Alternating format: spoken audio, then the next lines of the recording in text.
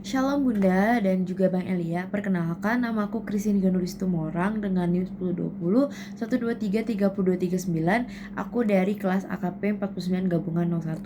Pada kesempatan kali ini aku akan merangkum khotbah-khotbah yang sudah aku ikuti selama 8 minggu ini. Terutama video ini dibuat untuk melengkapi atau menyempurnakan tugas UTS dari mata kuliah agama Kristen. Baik, untuk minggu yang pertama pembicaranya adalah Pendeta Tomiwala dengan tema All You Can Eat. Pada khotbah ini, pada sahabat ini sejatinya merupakan penjabaran yang mendalam mengenai doktrin Allah Bapa dan juga kasih karunia-Nya yang sebenarnya seringkali kita salah pahami sebagai seorang umat Kristen gitu ya. Jadi khotbah ini tuh diawali dengan berceritanya Pendeta Tomiwala suatu ketika ditraktir oleh salah satu mantan mahasiswanya di sebuah restoran all you can eat ala Jepang gitu ya, dimana pengalaman ini dianalogikan sebagai kehidupan kerohanian kita sebagai orang Kristen di zaman sekarang. Beliau menjelaskan meskipun Allah Bapa telah menyediakan restoran di surga dengan sistem karunia yang sepenuhnya gratis, unlimited, hidangan rohani yang kualitasnya premium dan menjamin kepuasan dahaga dan jiwa, tapi banyak umat yang tetap hidup dengan terus-terus mengeluh gitu, haus, lapar dalam tanda kutip ya secara rohani, karena semata-mata kita tidak mengerti betapa luasnya anugerah yang sudah Allah Bapa berikan ke kita.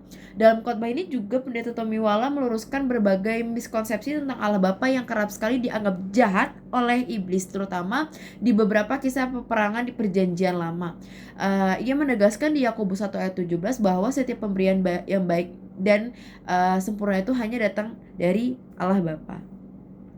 Lalu di akhir khotbah Pendeta Tomiwala memberikan satu contoh pertanyaan kritis yang sering kali ditanyakan dan membuat beberapa umat Kristen itu goyah imannya. Dimana jika Allah Bapa, pertanyaan adalah jika Allah Bapa itu sangat baik dan menyediakan segalanya, lalu mengapa banyak doa dan permintaan jasmani kita seperti kayak kita minta kesembuhan, kita minta pekerjaan, keturunan, pasangan hidup dan lain-lain itu tapi tidak kunjung dijawab.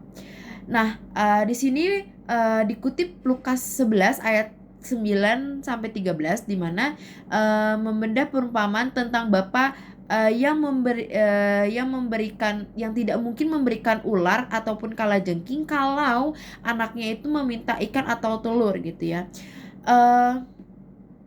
Ada kejutan luar biasa di ayat yang ke-13 ketika manusia meminta ikan, atau di sini kita bilang berkat jasmani ya. Allah Bapa di surga itu justru memberikan kita Roh Kudus. Dijelaskan bahwa berkat materi itu sifatnya hanya sementara. Kayak ya kita makan, kita minum itu bisa habis di perut gitu. Kita akan lapar lagi, kita akan haus lagi gitu ya. Tapi Roh Kudus itu adalah sebuah paket komplit yang tanpa batas, yang unlimited, yang langsung bekerja mengubah mental dan rohani manusia.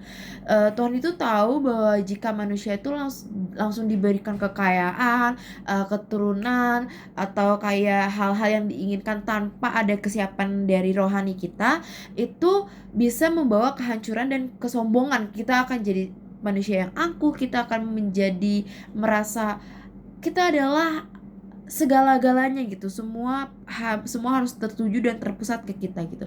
Tapi sebaliknya jika diberikan terlebih dahulu Roh Kudus, manusia itu dibekali dengan penghiburan, dengan kesabaran, dengan kebijaksanaan, dengan pengendalian diri ya. Jadi dengan demikian ketika sudah saatnya berkat jasmani itu diberikan kepada kita manusia, ditambahkan kehidupan kita sebagai umatnya itu akan menggunakannya dengan benar dan pastinya itu untuk kemuliaan nama Tuhan gitu ya. Nah, lalu yang terakhir khotbah ini ditutup oleh Pendeta Tomiwala dengan sebuah pesan yang menurut saya sangat kuat ya, dimana Pendeta Tomiwala menjelaskan bahwa jangan pernah memaksa Allah untuk sekedar memberikan seekor ikan dalam tanda kutip ya, jasmani tadi, jika ia ternyata berencana memberikan lautan itu ya kasihnya dia gitu ya, kasihnya Allah Bapa. Dan jangan sampai kita pulang dengan perut rohani yang kosong dari anugerah surga hanya karena kita gagal untuk memahami cara kerja dari kebaikan Allah Bapa. Itu untuk minggu yang pertama. Lalu pada minggu yang kedua atau Sabat yang kedua, pembicaranya adalah Pendeta Nuce Serang. Di sini Pendeta Nuce Serang membawakan salah satu tema yang berjudul kudus. Jadi pada saat ini ditekankan bahwa kekudusan itu bukan lah sebuah kondisi yang sempurna tanpa kesalahan, benar-benar suci seperti kertas HVS kosong baru keluar dari mesin gitu ya. Tapi tapi kudus itu adalah sebuah proses hidup yang terus-menerus yang terus-menerus dipisahkan dan dikhususkan untuk Tuhan gitu, yang berakar pada hubungan pribadi kita sebagai manusia dengan Tuhan gitu. Dijelaskan bahwa karena Tuhan itu kudus, maka manusia sebagai ciptaannya Tuhan yang serupa dan segambar dengannya itu juga dipanggil untuk mencerminkan kekudusan tersebut, bukan hanya dalam bentuk ritual atau seperti kayak kita rajin ibadah atau kita rajin baca Alkitab, nyanyi lagu rohani, tetapi juga dari seluruh aspek kehidupan kita sehari-hari. Kekudusan itu harus terlihat secara nyata melalui pikiran yang kita jaga gitu ya, pikiran dari hal-hal negatif, terus juga perkataan-perkataan kita yang negatif, perkataan yang harusnya kita keluarkan itu adalah perkataan-perkataan yang membangun, yang mencerminkan hati kita, hati yang benar, tindakan-tindakan yang selaras dengan nilai-nilai rohani, sehingga itu menjadi bukti gitu bahwa kita itu adalah segambar dan serupa dengan Allah, bukti otentik iman seorang Kristiani gitu ya. Selain itu di sini juga disoroti bahwa banyak sekali zaman sekarang orang yang terjebak dalam pemahaman yang keliru, seperti menganggap bahwa kekudusan itu hanya sebatas peraturan moral adab yang kaku tanpa relasi dengan Tuhan, atau biasanya itu standarnya itu adalah antar kita sesama manusia gitu ya. Padahal itu merupakan pemahaman yang keliru gitu ya. Tanpa hubungan yang khusus dengan Tuhan, relasi yang kuat dengan Tuhan, kekudusan itu menjadi sebuah hal yang kosong dan cenderung legalistik gitu. Dalam praktik kehidupan kita sehari-hari, hidup kudus itu menghadapi banyak sekali tantangan gitu ya. Apalagi di dunia yang terus berubah gitu ya, era globalisasi di mana internet juga semakin gampang untuk kita akses gitu ya. Orang-orang juga sekarang sudah lebih open minded, tapi mungkin ada open minded yang agak menyimpang gitu ya. Seringkali kita mendapatkan pengaruh-pengaruh dan tantangan itu dari lingkungan, dari pergaulan, baik kita di kampus, di sekolah, maupun di tempat kerja gitu ya. Terus yang paling besar adalah dari media yang kita konsumsi sehari-hari, mungkin dari Instagram, dari WhatsApp, dari mungkin AI yang kita pakai sehari-hari ketika kita mengerjakan tugas sekolah, tugas kampus, atau sekadar mencari informasi di media sosial. Hal-hal yang kita dapatkan itu seringkali bertentangan dengan nilai rohani dan mendorong kita untuk berkompromi dengan hal-hal yang tidak sesuai dengan apa yang Tuhan inginkan, sehingga diperlukan kesadaran dan usaha dari kita untuk tetap konsisten untuk bisa memilih mana yang seharusnya bisa kita konsumsi, mana yang seharusnya bisa kita terapkan, mana yang seharusnya bisa kita pelajari untuk bisa kita terapkan di dalam kehidupan sehari-hari. Oleh karena itu Pendeta Nuce juga menekankan langkah-langkah praktis untuk menangkal hal-hal negatif tersebut yang semakin lama semakin mudah untuk merasuki kita dalam tanda kutip ya. Contohnya adalah membangun kedekatan dengan Tuhan seperti baca firman Tuhan, terus berdoa juga ya, terus menjaga hati kita supaya hati kita ini bisa menjadi sumber dari segala tindakan-tindakan yang baik, yang penuh kasih, yang penuh damai, yang penuh dengan sukacita gitu ya. Nantinya outputnya juga akan baik kan ke orang gitu, dilihat bahwa kayak ternyata orang Kristen itu sangat-sangat penuh kasih, penuh maaf gitu ya, penyayang, damai, sukacita. Itu kan bisa dilihat oleh orang gitu ya. Terus juga kita sebagai orang yang sudah dewasa bisa memilih lingkungan mana yang bisa mendukung pertumbuhan iman kita. Kita sebagai manusia berhak untuk bisa memilih di mana kita mau bertumbuh gitu ya. Jadi bukan cuma pohon doang yang bisa memilih tempatnya untuk bertumbuh, tapi kita juga sebagai manusia, terutama yang memiliki akal budi, bisa memilih nih di mana kita harus dalam tanda kutip menyerahkan diri kita untuk iman kita bertumbuh gitu ya. Pesan akhir yang disampaikan oleh Pendeta Nuce adalah mengenai khotbah tentang kudus ini adalah bahwa kekudusan itu bukanlah sebuah beban atau tuntutan yang mustahil untuk kita lakukan gitu. Tapi kekudusan ini merupakan sebuah identitas dan panggilan hidup orang percaya, orang Kristiani yang dijalankan secara bertahap. Dimana Tuhan itu tidak menuntut kayak kesempurnaan yang instan. Tuhan tidak menuntut kamu harus bisa saat ini juga, detik ini juga gitu ya. Tapi Tuhan itu menghendaki kesungguhan hati kita untuk bisa memproses, untuk bisa berubah dengan nyata gitu ya, step by step gitu ya, sehingga kehidupan seseorang yang tadinya mungkin tidak benar menjadi seseorang yang benar-benar mencerminkan nilai kekudusan, bukan hanya di hadapan orang lain, bukan hanya di hadapan sesama manusia, tetapi juga relasi dengan Tuhan gitu, kita dengan Tuhan, seperti itu. Lalu masuk ke minggu ketiga. Di minggu ketiga ini pembicaranya adalah kembali Pendeta Tommy Wala selaku pendeta gembala di GMAH Kamar Babu. Tema yang diangkat oleh Pendeta Tommy Wala pada minggu ketiga ini adalah Missing in Action. Intinya pada sabat ini, pada khotbah ini, kita kembali diajarkan secara mendalam mengenai pemahaman tentang kehidupan iman yang benar sebagai seorang Kristiani di hadapan Tuhan gitu ya, dimana di sini ditekankan bahwa hubungan kita dengan Tuhan itu tidak boleh hanya sebatas formalitas aja, sebatas kita oh ya sudah karena kita Kristen kita berdoa, karena kita Kristen kita baca Alkitab, karena kita Kristen kita pergi ke gereja, bukan gitu. Tapi bahwa kita itu harus hidup menjadi sesuai apa yang Tuhan inginkan gitu, sesuatu yang hidup, nyata, dan mempengaruhi seluruh aspek dalam kehidupan kita sehari-hari. Tapi seperti yang sudah dibahas di minggu kedua oleh Pendeta Nuce, di dalam realitanya banyak sekali orang-orang di zaman sekarang ini terjebak dalam pola hidup religius yang hanya terlihat dari luar saja gitu. Seperti tadi ya, seperti minggu kemarin, hanya kekudusannya hanya terlihat nampak di luar saja gitu ya, kayak seperti yang sudah aku bilang di untuk minggu 2, cuman terlihat kayak dia rajin ibadah, dia ikut aktif kegiatan-kegiatan gereja, dia melayani di gereja gitu ya, dimana dia menunjukkan bahwa gue ini orang Kristen loh, gue ini orang beriman loh gitu. Tapi pada kenyataannya itu tidak diiringi dengan perubahan karakter dan hati yang sejati. Jadi iman yang ada itu menjadi dangkal dan tidak ada dampak yang bisa kita berikan gitu ya, baik itu kepada diri kita sendiri maupun kepada orang-orang di sekitar kita. Pada khotbah ini juga kita diajak untuk bisa memahami bahwa inti dari kehidupan rohani itu bukan adalah kedekatan pribadi kita dengan Tuhan gitu ya, bukan cover kita gitu ya. Yang dibangun adalah melalui komunikasi yang konsisten dengan Tuhan. Seperti apa? Kita doa, kita merenungkan firman Tuhan, kita baca renungan setiap pagi mungkin, atau setiap kita ada waktu senggang gitu ya, kita menerapkan firman Tuhan juga gitu ya. Jadi diwujudkan juga dalam ketaatan dan juga kesadaran untuk hidup sesuai dengan kehendaknya Tuhan gitu ya. Nah, selain itu juga di khotbah ini ditekankan bahwa dalam perjalanan iman, manusia itu pasti menghadapi banyak sekali tantangan, godaan gitu ya.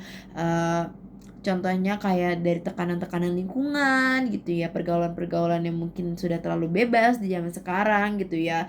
Dan faktor yang paling besar juga adalah dari kelemahan diri kita sendiri, dimana kita seringkali masih belum mempunyai prinsip gitu ya, yang akhirnya itu membuat kita jatuh dan endingnya menjauh dari Tuhan gitu ya.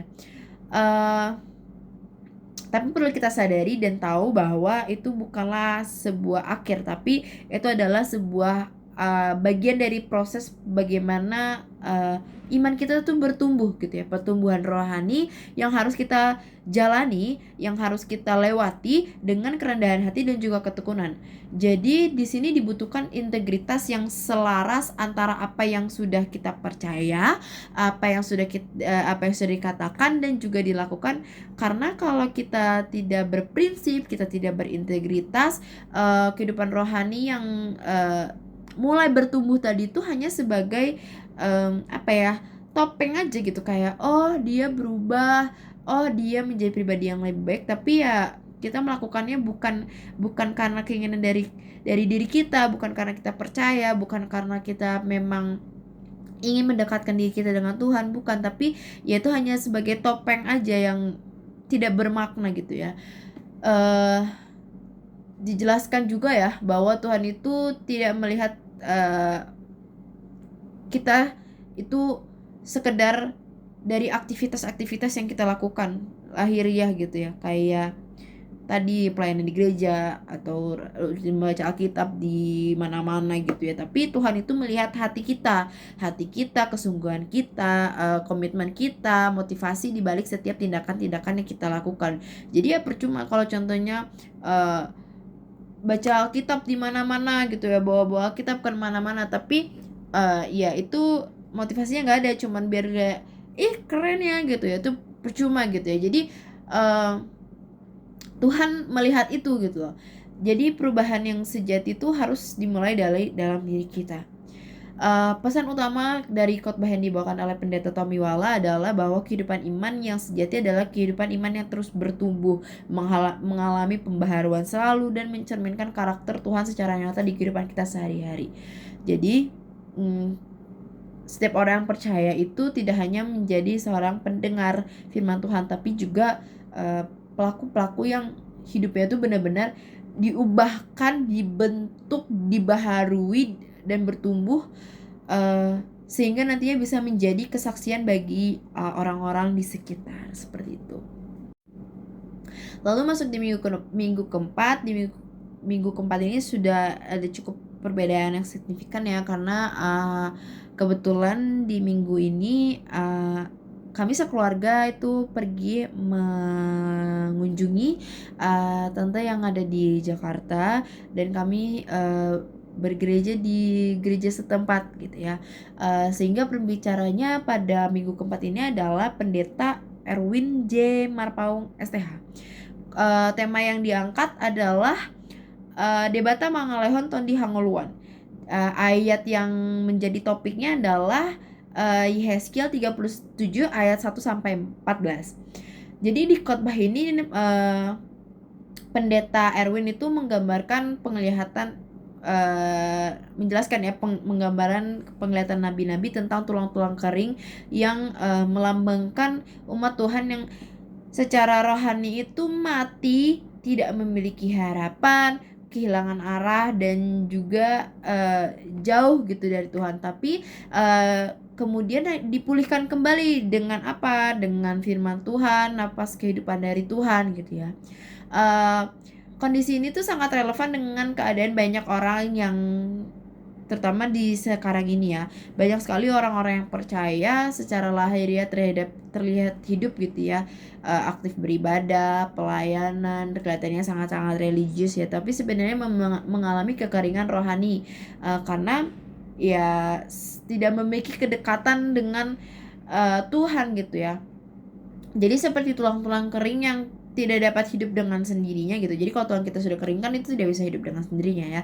Manusia juga tidak dapat mengalami perubahan secara sejati itu tanpa campur tangan dari Tuhan gitu.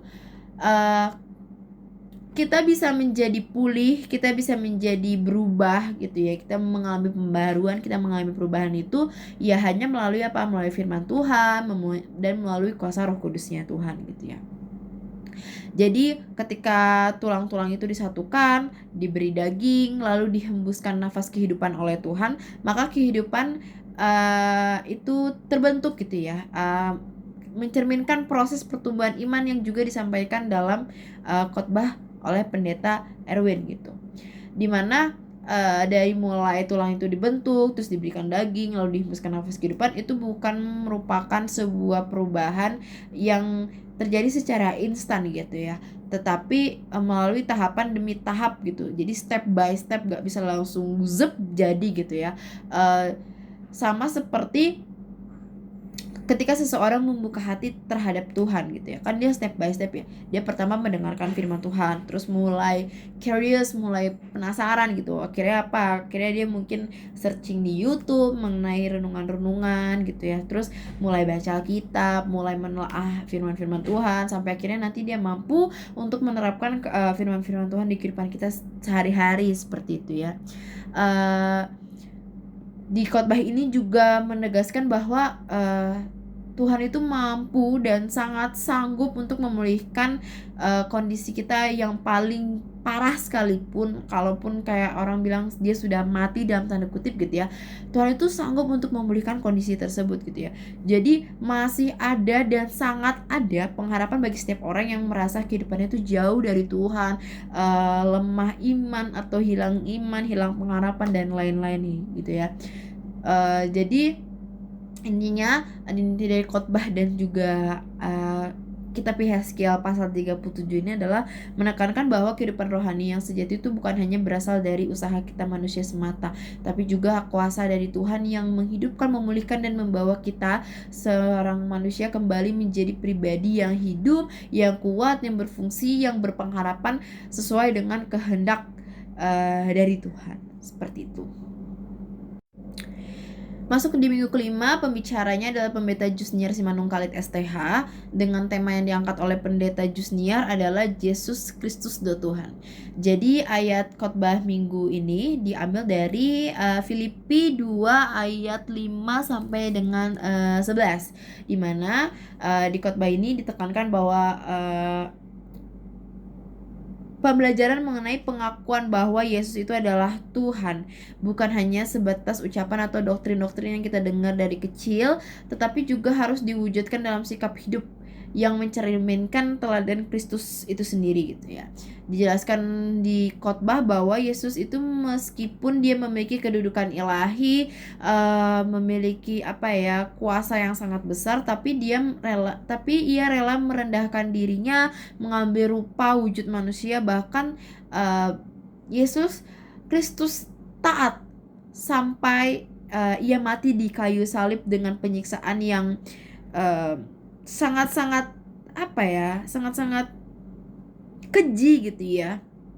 Kalau zaman sekarang mungkin itu adalah penyiksaan untuk orang-orang dengan kasus kejahatan yang paling jahat gitu ya. Padahal ya Yesus datang ke dunia ini untuk apa? Untuk membawa keselamatan. Tapi ya itu dia rela merendahkan dirinya, mengambil rupa manusia, bahkan sampai akhirnya dia mati di kayu salib gitu ya.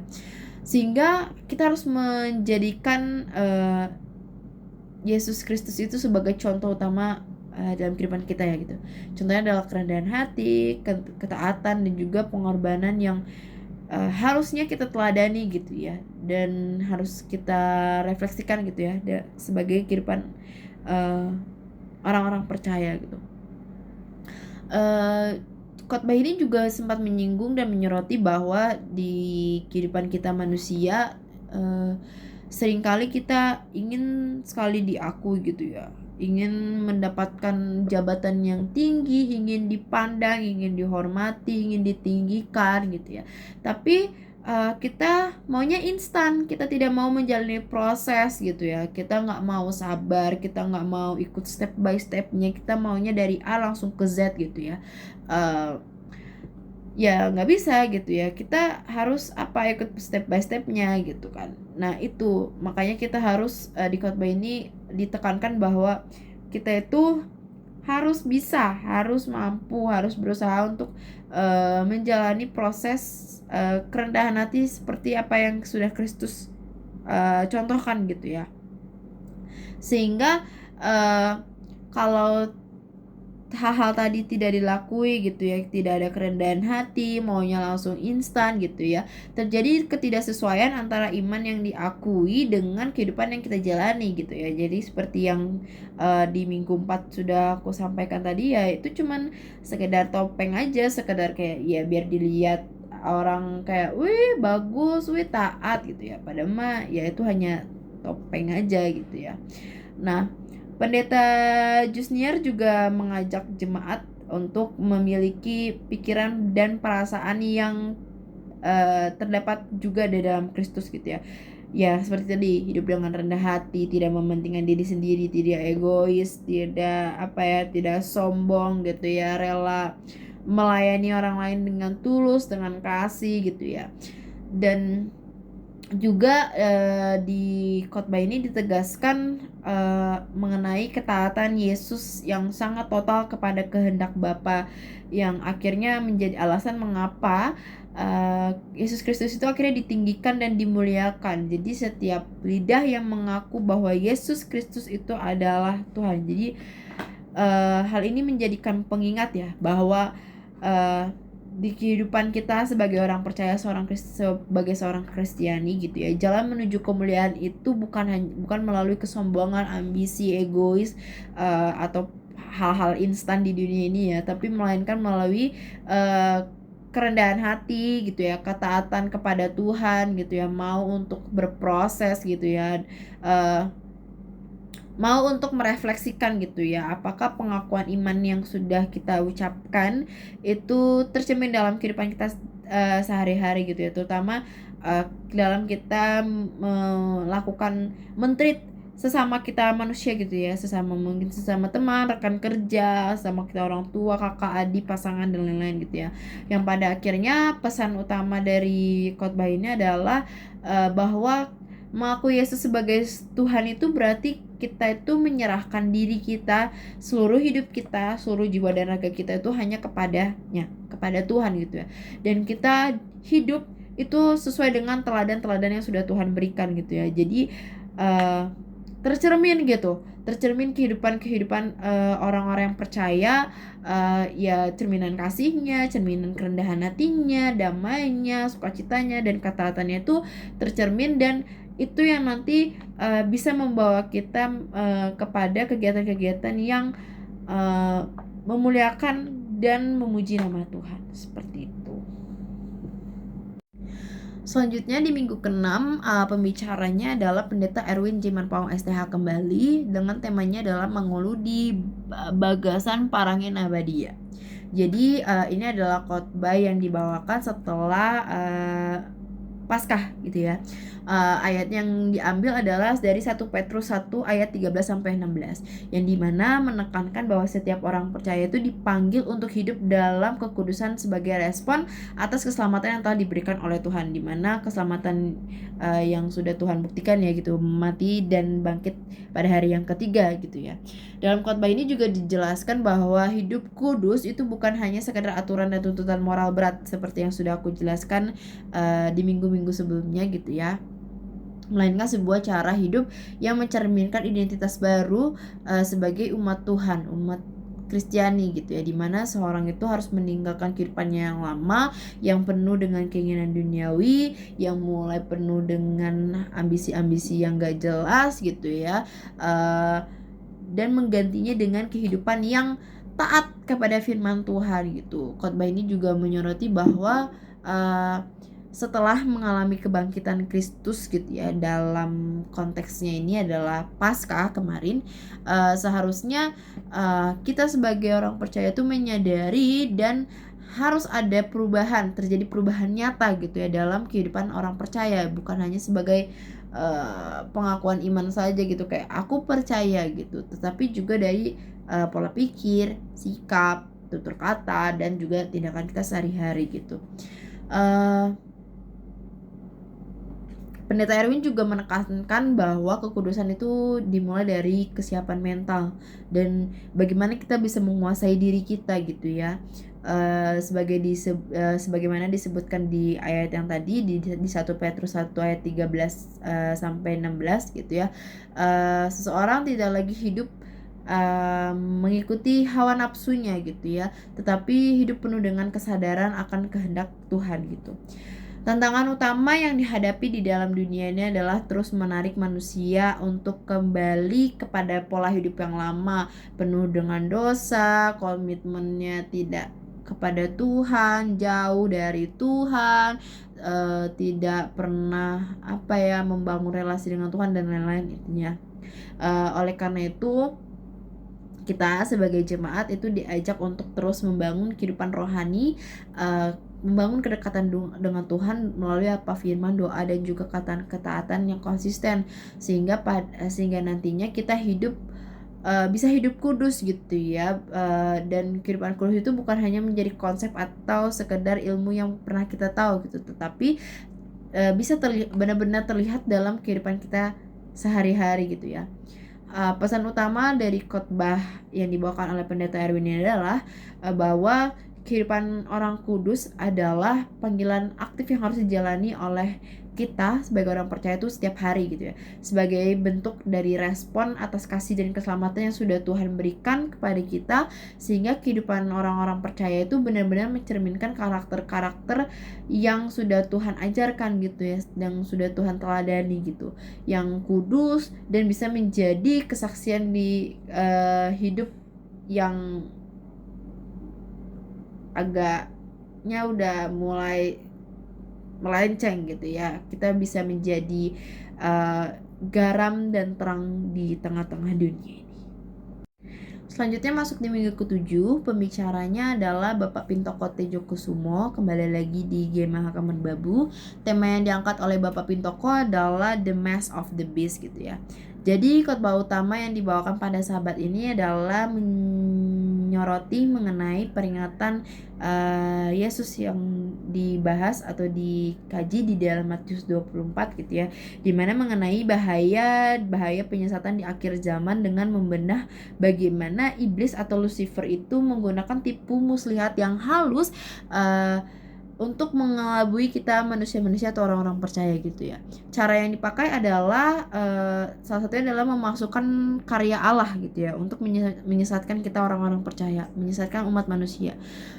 Iblis itu membentuk Bapak Pintoko itu menjelaskan bahwa iblis itu membentuk trinitas palsu gitu ya. Ada naga, binatang dari laut, dan juga binatang dari bumi gitu ya. Jadi 3 makhluk ini itu meniru Allah Bapa dari naga, Allah Anak itu binatang yang ada di bumi, dan Roh Kudus itu binatang yang dari laut, seperti itu ya. Selain itu juga iblis meniru karya Kristus seperti melakukan mukjizat-mukjizat gitu ya. Mukjizat-mukjizat yang dilakukan oleh iblis salah satunya adalah api turun dari langit gitu. Seperti yang kita tahu ya, bahwa di hari Pentakosta itu kan ada mukjizat api yang turun dari langit ya, yang hinggap di masing-masing orang, yang akhirnya bisa membuat orang-orang itu bisa berbahasa roh gitu ya. Jadi ya peniruan mukjizat ini mengubah hukum kebenaran dan dengan menyisipkan kebohongan-kebohongan gitu ya. Di khotbah ini kita diperingatkan untuk tetap selalu waspada gitu ya dengan penyesatan-penyesatan yang ada, terutama di dunia modern pada era ini, digital ini ya. Karena seringkali dibungkus dengan hal-hal yang tampaknya baik, tampaknya religius, tampaknya benar gitu ya. Contohnya beberapanya adalah doa meditasi yang bersifat rapalan atau mantra gitu ya. Ilmu-ilmu bela diri yang nantinya berujung pada spiritisme. Terus gerakan persatuan agama dunia yang memaksa umat-umatnya untuk mengkompromikan prinsip firman Tuhan gitu ya. Hingga pelayanan-pelayanan rohani yang diam-diam itu mengubah diri kita menjadi seseorang yang sombong gitu ya, sombong secara spiritual gitu ya. Lalu untuk menangkal tipu daya topeng si iblis tersebut, kita sebagai jemaat gitu ya, sebagai umat Tuhan itu dilarang untuk percaya dan bersandar kepada kehebatan atau kesalehan diri sendiri gitu ya. Jadi nggak boleh hanya tidak boleh hanya mengandalkan diri kita sendiri gitu ya, tetapi kita juga harus terus memandang kepada Kristus sebagai layaknya bahasa Israel yang memandang tiang awan dan tiang api dan menjadikan doa itu sebagai jalan, sebagai pedoman, dan paling penting adalah menjadikan doa itu sebagai nafas hidup di setiap saat kehidupan kita. Serta yang tidak kalah penting adalah untuk memelihara hubungan yang melekat dan intens dengan Tuhan supaya kita tidak tersesat. Terakhir di minggu ke-8 kita kembali bertemu dengan pembicara Pendeta Tomiwala, di mana tema yang diangkat oleh Pendeta Tomiwala di sahabat ini adalah ilusi kursi kosong gitu ya. Khotbah beliau ini lebih membahas mengenai doktrin kegelapan tentang setan atau pertentangan besar gitu ya. Menyambung dengan minggu 7. Khotbah ini tuh menyoroti tentang kekeliruan, ambisi yang keliru gitu ya, yang lahir dari kesombongan, yang lahir dari tinggi hati, besar kepala gitu ya, dan perasaan bahwa saya adalah orang yang paling berhak, saya adalah orang yang paling, nah pokoknya ada kalimat itu, saya adalah orang yang paling gitu ya. Banyak ya, paling berhak untuk menduduki posisi besar, posisi tertentu, paling berhak untuk menduduki jabatan tertentu gitu ya, atau saya yang paling berhak untuk dihormati dan lain-lain gitu ya. Di sini pada sahabat ini dianalogikan pola ini tuh dengan dua kisah besar yang ada di Alkitab. Yang pertama itu adalah pemberontakan Lucifer di surga dan kudeta yang dilakukan oleh Pangeran Absalom atau putra Raja Daud di Israel. Keduanya tuh polanya sama, yaitu menggunakan kelicikan yang ada pada diri mereka, sama, yang persis sama gitu ya. Mereka itu nggak langsung menyerang tahta, nggak langsung yang kayak serang gitu langsung dapat gitu, enggak. Mereka itu menebarkan bisikan-bisikan ketidakpuasan atau hoax ya kalau zaman sekarang gitu ya. Jadi gosip-gosip dulu dari satu telinga ke telinga lain, dari satu mulut ke mulut yang lain gitu ya. Lalu menyebarkan doktrin-doktrin yang salah gitu ya, sehingga memberikan perhatian keraguan gitu terhadap pemimpin gitu ya, memberikan perhatian palsu kepada mereka yang merasa keluhannya nggak didengar gitu ya. Ya tadi kayak karena aku tahu contohnya gitu ya, aku tahu nih dia kayaknya nggak didengar gitu, ya udah aku deketin, terus nanti aku kasih doktrin-doktrin yang tidak sesuai gitu ya. Yang terakhir adalah ya tadi menanamkan keraguan terhadap pemimpin gitu. Dimana dalam kasus Lucifer pemimpinnya adalah Allah, dan di dalam kasus Absalom ini adalah Daud gitu ya. Dan biasanya ini dimulai dengan narasi provokatif gitu ya, dengan mendekatkan diri kepada orang-orang yang tersingkirkan. Biasanya kita kayak aku yang mimpin, aku pasti bisa kayak gini, aku pasti bisa kayak gitu. Kalau aku yang berkuasa, aku pasti bisa gini, aku pasti bakal dengerin kamu, aku pasti bakal ngerangkul gini-gini segala macam gitu ya. Yang akhirnya hal-hal tersebut biasanya menarik perhatian gitu ya, terutama kepada orang-orang yang tersingkirkan gitu ya, karena dia merasa dia didengarkan, dia merasa dia ada yang peduli gitu ya. Di kasus Absalom dan Lucifer gitu ya, dimana Lucifer ini kan merasa iri ya, memberontak karena dia iri melihat posisi Yesus Kristus di dewan surga gitu ya, bagaimana dia disembah, dia diagungkan gitu. Lucifer iri, Lucifer ingin sama seperti Yesus gitu ya. Lalu akhirnya dia di-kick, ditendang, diusir dari surga gitu ya. Lalu untuk kasus Absalom, dia memberontak karena merasa diabaikan. Dia ingin merebut kekuasaan ayahnya seperti itu ya. Dan khotbah ini tuh menjadi teguran keras ya bagi kita, dan juga mungkin bagi beberapa para pemimpin gereja gitu, supaya kita itu tidak terjebak dalam ilusi kursi kosong gitu ya, atau suatu fantasi yang dimana seseorang itu merasa jabatan yang ada di dunia ini, atau di sini kita fokusnya di gereja gitu ya, di gereja kosong layak untuk direbut gitu. Padahal sebenarnya Tuhan itu yang punya kendali besar dan otoritas penuh gitu dalam setiap posisi-posisi gitu ya. Kita diingatkan bahwa orang yang berambisi sangat tinggi dalam merebut kedudukan merasa nggak dihargai ketika dilengsarkan gitu ya, atau bahkan berusaha untuk merusak dan memfitnah gereja hanya demi kekuasaan, hanya demi perhatian gitu ya. Nasibnya itu akan bisa berakhir tragis seperti halnya Absalom, mati tergantung, dan dia akhirnya dilempar ke lubang batu, dan juga Lucifer jatuh ke dalam dunia mati, diusir dari surga gitu ya.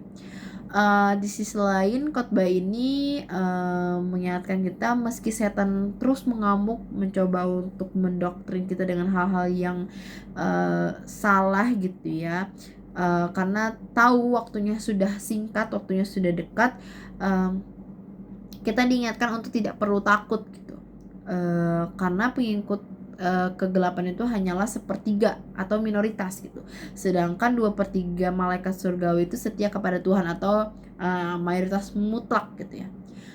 Sebagai penutup khotbah yang disampaikan oleh Pendeta Tommy, Pendeta Tommy itu menggambarkan jeritan tangis Raja Daud yang meratapi kematian Absalom gitu ya.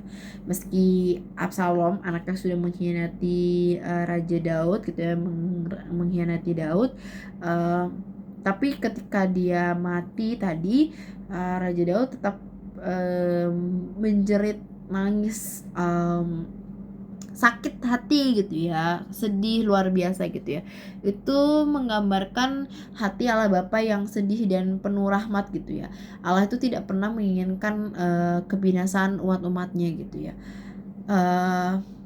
Pesan yang terakhir disampaikan oleh Pendeta Tommy adalah untuk kita senantiasa bisa melepaskan ambisi-ambisi duniawi yang kerap sekali menyiksa, kerap sekali merugikan ya, tapi kita harus merendahkan hati dan kita harus menemukan kedamaian yang sejati di bawah kaki Yesus, di pelukan Yesus Kristus, yang dimana tempat untuk melayani itu selama-lamanya itu tidak akan pernah berkurang, seperti itu. Mungkin sekian itu saja rangkuman khotbah 8 minggu yang telah saya sampaikan kepada Bunda dan juga Bang Elia. Saya yakin dan percaya bahwa banyak sekali hal-hal yang tidak sesuai, yang masih kurang di dalam penyampaian video ini. Saya mohon maaf atas kekeliruan dan ketidaksesuaiannya. Terima kasih dan Tuhan Yesus memberkati.